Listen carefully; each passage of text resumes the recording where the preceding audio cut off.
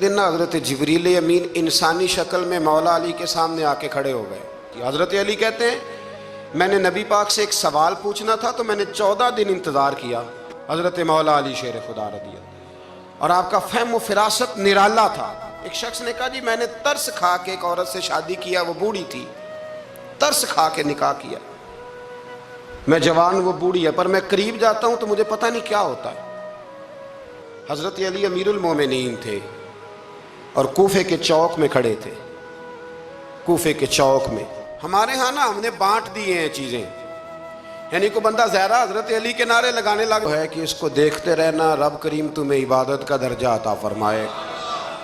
فوراً سوال اٹھتا تھا ذہنوں میں کہ جو نہ دیکھ سکیں گے تو وہ کیا کریں گے؟ تو محبوب نے فرمایا ذکر ولی عبادہ، وہ علی کا ذکر کریں گے تو اللہ انہیں عبادت کا درجہ عطا فرمائے۔ اور حضرت علی شیر خدا کرم اللہ تعالی وجہہ الکریم جو ہیں وہ اپنی سیرت کے لحاظ سے، اپنے علم کے لحاظ سے، اپنے تقوی کے لحاظ سے، اپنی پرہیزگاری کے لحاظ سے، عدل و انصاف کے لحاظ سے، کچھ لوگوں کے فضائل بڑے ہوتے ہیں پر وہ ذاتی طور پر کوئی سیرت نہیں دکھا پاتے۔ حضرت مولا علی شیر خدا کے فضائل بھی بڑے ہیں اور ان کی سیرت میں اللہ نے کمالات بھی بڑے ہی رکھے ہیں۔ جس طرح نبی کریم علیہ السلام نے آج سے پہلا درجہ حضرت ابو بکر صدیق کا ہی ہے، دوسرا حضرت عمر فاروق کا ہی ہے، تیسرا حضرت عثمان غنی کا ہی ہے، لیکن اس میں بھی کوئی شک نہیں کہ کتب احادیث میں کسی کی فضیلت کی اتنی حدیثیں ہیں ہی نہیں جتنی مولا علی شیر خدا کی فضیلت کی حدیثیں، اتنی کہیں نہیں۔ اور تمام صحابہ کے یہ مشیر تھے، تمام لوگ ان سے محبت کرتے تھے، بلکہ حضرت عمر فاروق تو فرمایا کرتے تھے اگر علی ہمارے درمیان نہ ہو تو ہم تو ہلاک ہی ہو جائیں۔ اتنی اللہ کریم نے انہیں عظمت عطا فرمائی اور ساری زندگی انہوں نے جد و جہد میں گزاری، ساری زندگی۔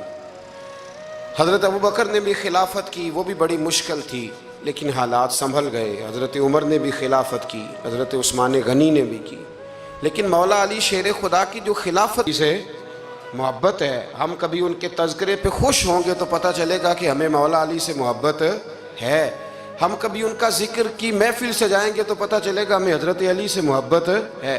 کبھی ان کا کوئی قول، کبھی ان کا کوئی ارشاد، کبھی ان کی کوئی بات ہمارے سامنے آئے، پھر ہمیں پتہ چلے گا کہ ہمیں مولا علی شیر خدا سے محبت ہے۔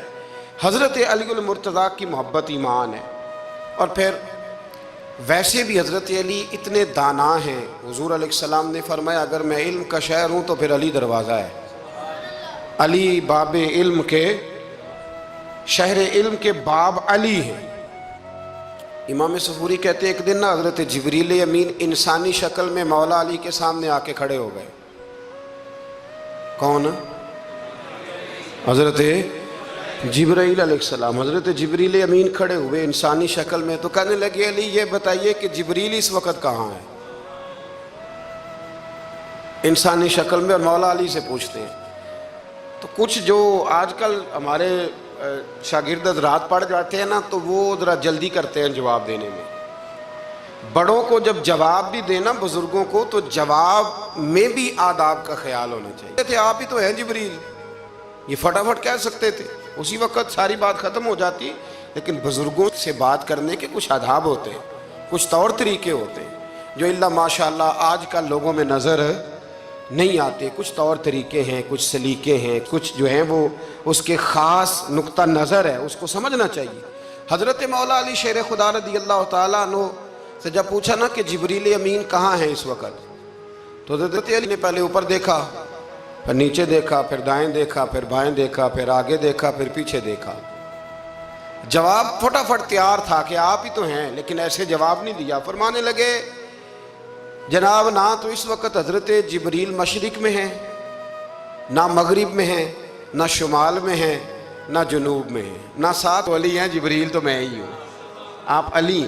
دیکھیں نا بہت سارے لوگ سوال کا جواب دیتے ہیں پر وہ آداب کو ملحوظ خاطر نہیں رکھتے۔ نبی پاک علیہ السلام نے ایک دن نماز 4 رکعتوں کی تھی تو حضور نے 2 پہ سلام پھیر دیا تو صحابہ سے پوچھا میں نے کتنی پڑھی ہے؟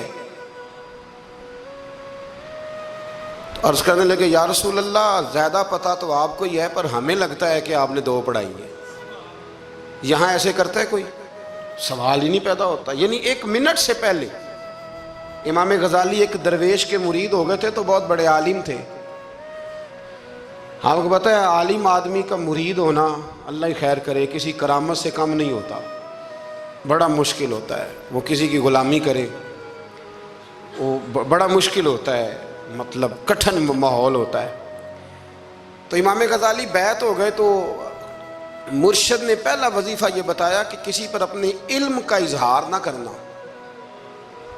ہاں، اپنے علم کا اظہار، آپ اس کو آسان وظیفہ سمجھتے ہیں؟ یعنی علم ہو بھی تو بندہ اظہار نہ کرے، بد ہضمی ہو جاتی ہے۔